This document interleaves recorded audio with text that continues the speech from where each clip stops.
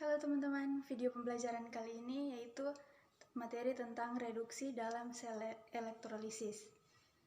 Untuk tujuan pembelajaran yaitu agar siswa mampu menjelaskan hubungan antara jumlah arus dengan jumlah zat yang tereduksi dalam elektrolisis. Oke, yang kita bahas pertama yaitu pengertian reaksi reduksi. Nah, reaksi reduksi ini terjadi pelepasan oksigen atau pengikatan hidrogen.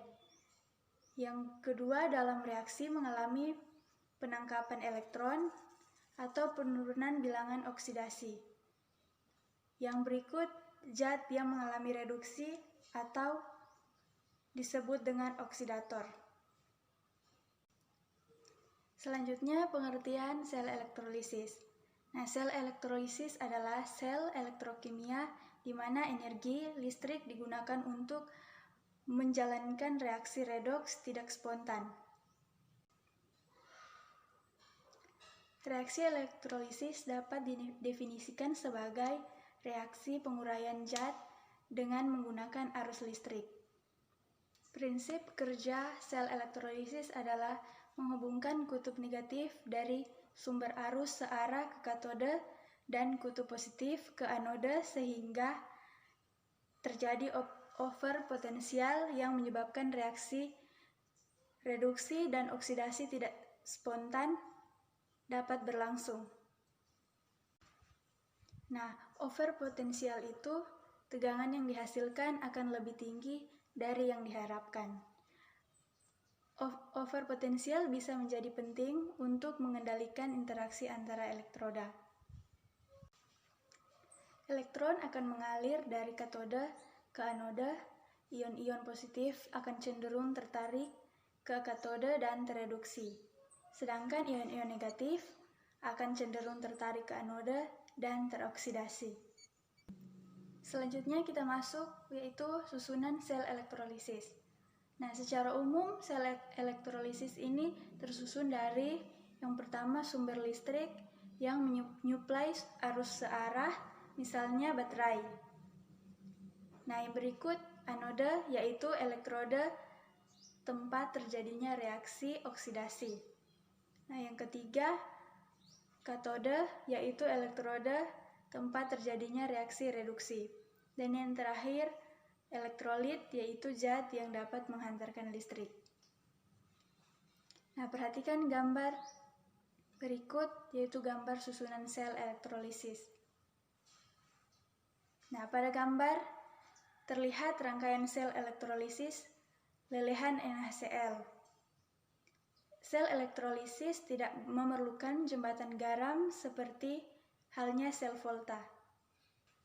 Nah, elektroda yang digunakan dapat berupa elektroda inert seperti platina atau grafit yang tidak teroksidasi ataupun tereduksi dalam sel. Proses elektrolisis dimulai dengan dialirkan arus listrik searah dari sumber tegangan listrik. Elektron dari kutub negatif akan mengalir menuju ke katode.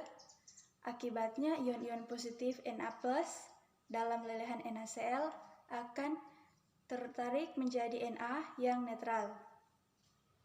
Kemudian sementara itu ion-ion negatif Cl- dalam lelehan akan tertarik ke anode di kutub positif.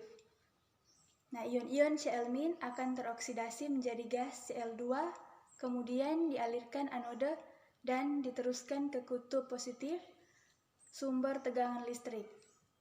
Jadi reaksi redoks yang terjadi pada sel elektrolisis lelehan NaCl dapat ditulis sebagai berikut.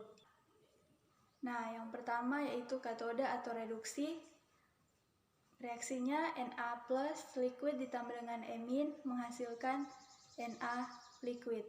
Nah, yang kedua yaitu anode atau oksidasi. Reaksinya 2Cl- liquid bereaksi menjadi Cl2 gas ditambah dengan 2-emin. Nah, yang ketiga reaksi sel atau redoks. Reaksinya 2Na+ liquid ditambah dengan 2Cl- liquid bereaksi menjadi 2Na liquid ditambah dengan Cl2 gas. Nah, kurang lebih seperti itu penjelasan dari gambar tadi, yaitu gambar susunan sel elektrolisis. Selanjutnya kita masuk pada contoh soal. Contoh soal nomor 161, yaitu jelaskan hubungan antara jumlah arus dengan jumlah zat yang tereduksi dalam elektrolisis. Oke teman-teman, untuk menjawab contoh soal ini, kita lihat pengertian dari hukum-hukum Faraday. Nah, hukum Faraday ini menjelaskan tentang hukum kelistrikan yang berkaitan dengan elektrolisis. Hukum Faraday dinyatakan oleh Michael Faraday pada tahun 1791 sampai 1867 yang mendapat julukan Bapak Listrik.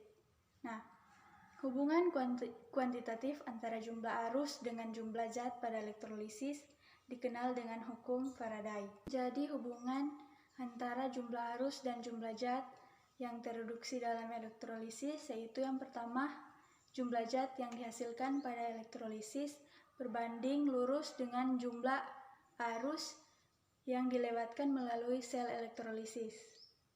Nah, kemudian yang kedua, jika jumlah arus listrik yang dilewatkan sama, maka jumlah zat yang dihasilkan pun pada masing-masing sel elektrolisis berbanding lurus dengan massa ekuivalennya.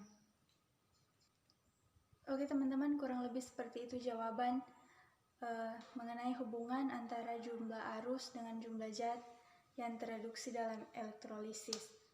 Nah, sampai di sini video pembelajaran kali ini, semoga dapat bermanfaat untuk kita semua. Terima kasih.